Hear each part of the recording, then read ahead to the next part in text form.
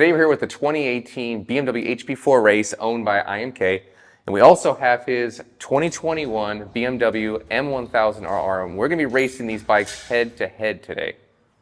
What are you doing that for? 2022.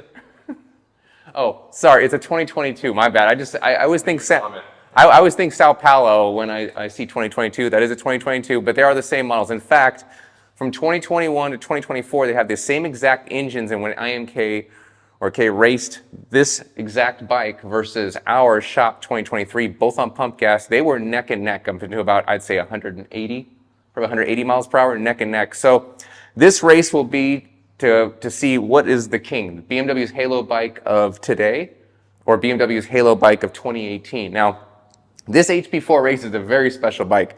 Only 750 examples made of this thing.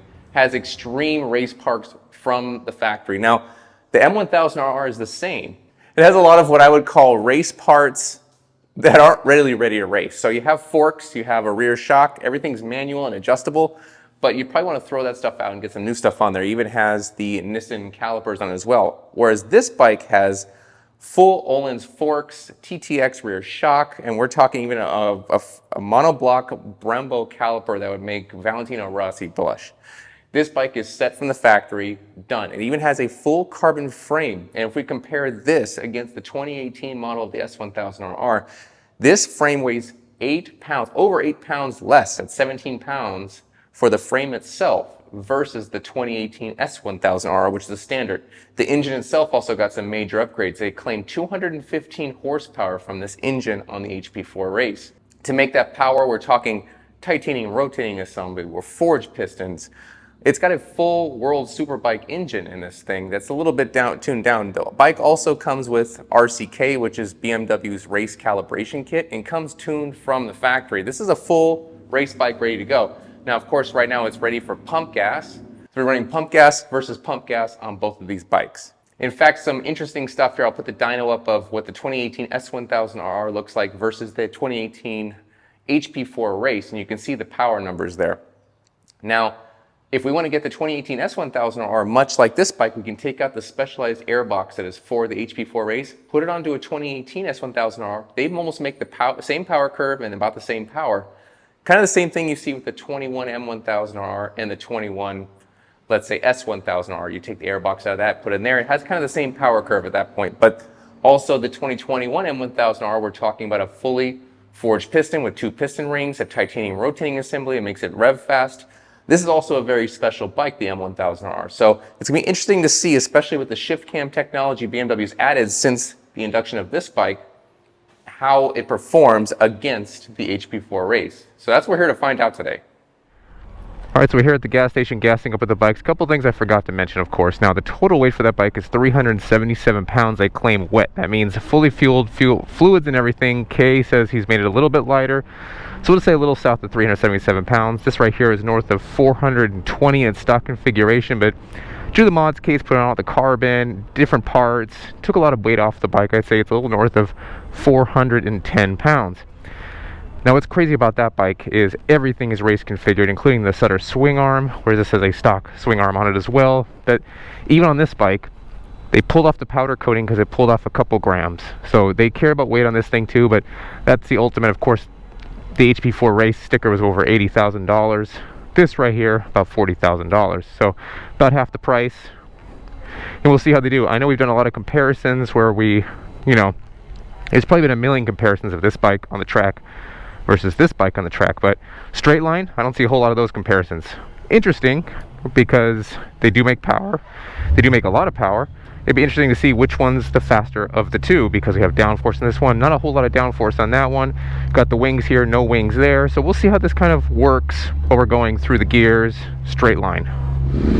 Now we're making our way over to a spot where we can safely compare these machines.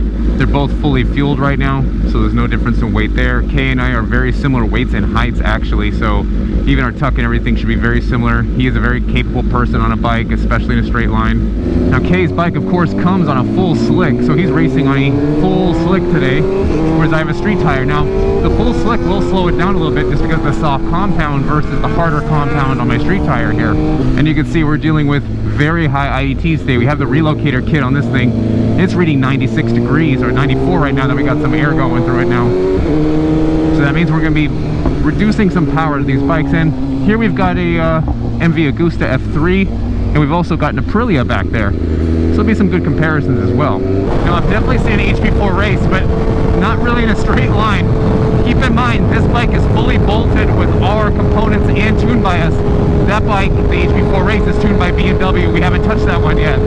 Now our tuning for it will yield a little bit of power, but that bike is pretty much balls to the wall out of the factory. Turned my traction control off, so we got no intervention. I haven't ridden one of these bikes in a minute, so it'll be interesting to feel exactly how hard I got to hit second gear on this one. The wheel doesn't come off the ground, but also stays nice and flat, so it may take a couple times. Now we're reading 98 on the combi, 98 degrees. Crazy. Definitely a warm day today. Do a quick pull here real quick. Okay.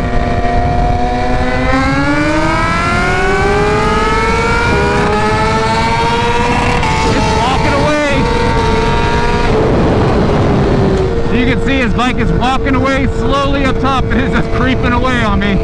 I'll try and give it a better hit. I was a little bit lazy on second gear. Let's see if I can give it a little bit more.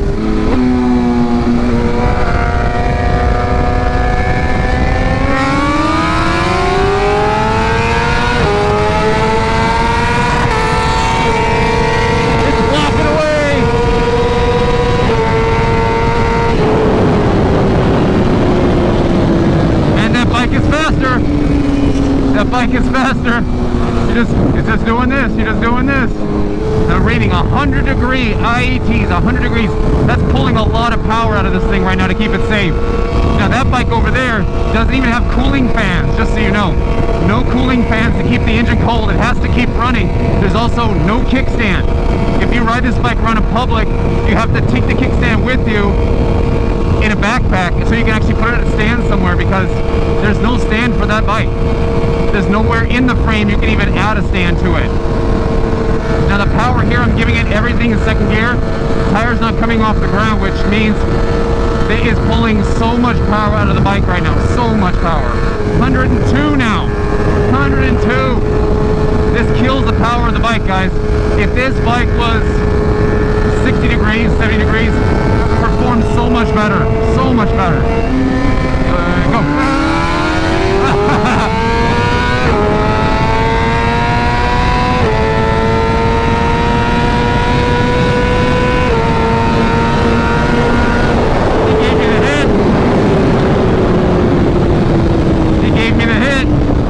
Take off. That was not a good idea. He can't catch up. Although on an even hit, he takes off. He gives me the hit, I take off. Yeah, I can't make this thing wheelie in second gear when I'm leaning on the tank, which is crazy. This bike usually is a wheelie monster. That's what over 100 plus degree IETs will do to this bike. Man, that is a good looking bike, I'll tell you that right now. That carbon looks gorgeous in the sun. The FGR forks on that thing, absolutely amazing. That is such a nice setup.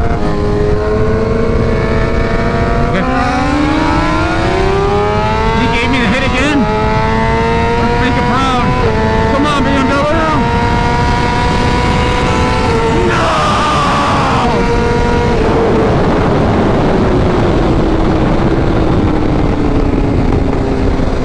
Passed me right by. That bike up top just creeps. And you can see the speedo's not really going too fast. I can nail second gear. It doesn't pick up the tire. That's very abnormal. Very abnormal for this bike, and I can attribute that to the very high IETs we got right now, because I checked the settings, the engine, everything like that is up to max right now. So what it's doing is, when it gets these high IETs,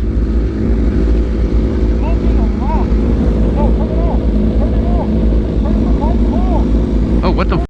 You just have to say that you're fine when you're not really fine, but you just can't.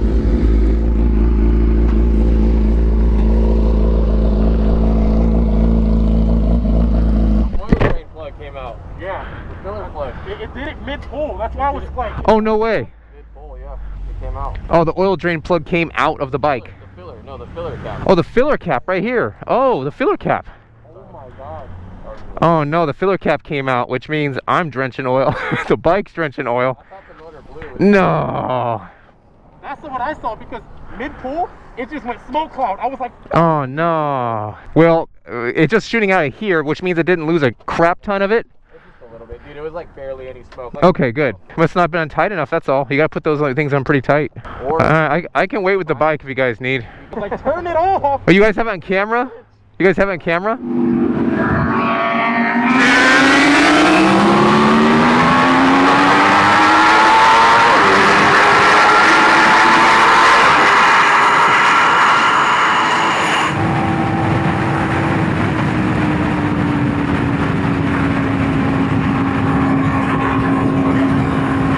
You can see right here, it it shot the oil drain or oil fill plug right out of the bike. I guess it wasn't too tight on there. Oh man, look at it, just sprayed all over this thing.